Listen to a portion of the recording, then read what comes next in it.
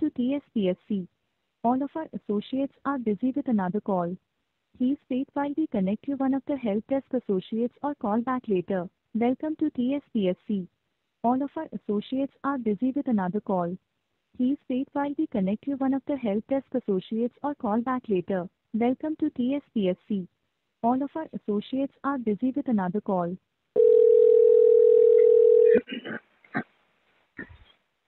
Hello hello sir నమస్తే sir.